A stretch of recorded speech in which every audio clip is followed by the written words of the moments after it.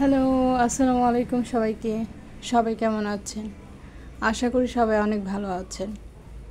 So আজকে আমি একটা ব্লগ আপলোড করতে যাচ্ছি। সেটা হচ্ছে খুবই সুন্দর একটা প্লেস, বিকালবেলা ঘুরতে যাওয়ার একটা ব্লগ ছিল। আর আমার হচ্ছে হাঁটার একটা অভ্যাস আছে। সো আমি যখনই সময় পাই, যেখানেই থাকি, একটু বের হওয়ার চেষ্টা করি। যদিও ঢাকা বের হওয়া হয় না, কারণ হচ্ছে ঢাকার পরিবেশ, তারপর হচ্ছে সময়ে সব কিছুর উপর ডিপেন্ড করে। যাই হোক, আমি ভিডিও করতে শুরু করলাম, কিন্তু আশেপাশে মানুষজন আমার দিকে থাকে বারবার। মনে হচ্ছিল যে আমি অ্যানিমেল নেমে আসলাম, নাকি এলিয়েন নেমে আসছে যে আকাশ থেকে, যে কে জানি ভিডিও করতেছে, কিসের ভিডিও করতেছে, মানুষ হাঁ করে থাকে। এটা দেখে আবার আমার খুবই আনইজি লাগতেছিল যে মানুষজন আমার দিকে এভাবে তাকিয়ে আছে কেন।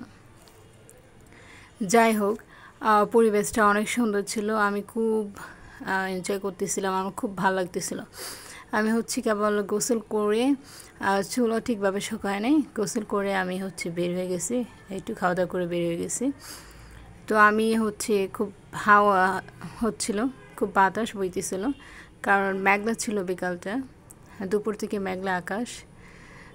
সো আমি হচ্ছে এনভায়রনমেন্টটা ফিল করতেছি, জাস্ট খুবই পিস ছিল, একদম ক্লাউড, মেঘলা আকাশ, ঠান্ডা বাতাস, একটা অসম্ভব ভালো লাগতেছিল। তারপর আমি হচ্ছে দাঁড়িয়ে দাঁড়িয়ে ভিডিও করতেছিলাম, আর আশেপাশে মানুষজন আমাকে দিকে থাকে দেখতেছিল। তারপর ভাবতেছিলাম মানুষের দিকে থাকালে হচ্ছে ভিডিও করা যাবে না, সো আমি ভিডিও করে ফেলি, মানুষ থাকে দেখুক, তো আমার কি, আমি তো আর অন্য কিছু করতেছি না, তাই না? আমি ভিডিও করতেছি, এটা তো মন্দ কি।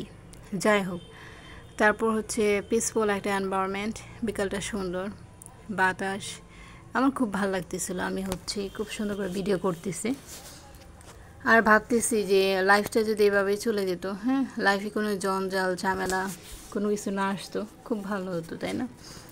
আসলে আমাদের লাইফে উত্থান পতন থাকে সবসময়, সুখ দুঃখ, অনেক ক্রাইসিসের ভিতর থেকেও নর্মাল থাকাটা অনেকটা ডিফিকাল্ট, বাট আমি সবসময় নর্মাল থাকি, সবসময় চিন্তা করি জীবন যত সহজভাবে চিন্তা করা যায়, জীবন তত সহজ, এত কমপ্লিকেটেড করার কোনো মানে হয় না। আর আশেপাশের মানুষকে কি বললো, এইগুলো হচ্ছে অহেতুক। আশেপাশের মানুষদের নিয়ে চিন্তা করা মানে হচ্ছে নিজের সময় নষ্ট করা, কারণ আপনি কখনো কারো মন পাবেন না, সে খাওয়িয়ে হোক দিয়ে হোক, এটা খুবই নর্মাল। একমাত্র ফ্যামিলির মানুষজন ছাড়া অন্য কেউ আপনাকে এতটা কেয়ার করবে না, ভালোবাসবে না। অন্য সবাই শুধু রেডি থাকে আপনার দোষ ত্রুটি ধরার জন্য, তারা সবসময় রেডি থাকে আপনি কি অপরাধ করছেন, হ্যাঁ, কি দোষ করছেন, আপনার বিরুদ্ধে শুধু কমপ্লেন দিতে থাকবে, একটার পর একটা আপনার এগেনস্টে কমপ্লেন, হিউজ কমপ্লেন, তাদের কমপ্লেনের শেষ নেই। কিন্তু ফ্যামিলির লোকজন কখনো কমপ্লেন করে না, তারা সবসময় অ্যাডজাস্ট করে নেয় সব কিছুতে। তারপর আমি তো ভিডিও করি আর হাসি, হ্যাঁ, মানুষ আমার দিকে যখন তাকায় তখন আমার হাসি পায়। তারপর হচ্ছে হাঁটার সময় অনেক কৃষ্ণচূড়া ফুটেছে, কিন্তু হচ্ছে ভিডিও করা যাচ্ছিল না, কারণ অনেক মানুষ ছিল। এত মানুষের ভিড়ে হচ্ছে ভিডিও করাটা অনেকটা ডিফিকাল্ট। তারপর আর করিনি, যে আবার কখনো যদি যাই তখন করে আনবো। কৃষ্ণচূড়া তো একদম লাল হয়ে ফুটে আছে চারদিকে, দেখতে বেশ ভালো লাগতেছিল, বাট অনেক উপর ছিল, আমি তো আবার এত লম্বা মানুষ না, সেই কারণ হচ্ছে আমি আর রেকর্ড করতে পারিনি।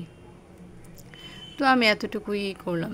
তারপর হচ্ছে নেক্সট যখন যাব তখন হচ্ছে কৃষ্ণচূড়া ফুলের ভিডিও করব। কৃষ্ণচূড়া ফুলগুলো দেখতে অনেক সুন্দর না, আমার খুব ভালো লাগে, ভীষণ রকম সুন্দর। যাই হোক, আজকের ব্লগটা এখানেই শেষ হবে। আর হচ্ছে সবাই সাথে থাকুন, ভালো থাকুন, আর নিজের প্রতি যত্নশীল হন, হ্যাঁ, নিজের প্রতি যত্নশীল হন, নিজের কেয়ার করুন, ফ্যামিলির পরিবারের কেয়ার করুন, ভালো থাকবেন। আল্লাহ হাফিজ।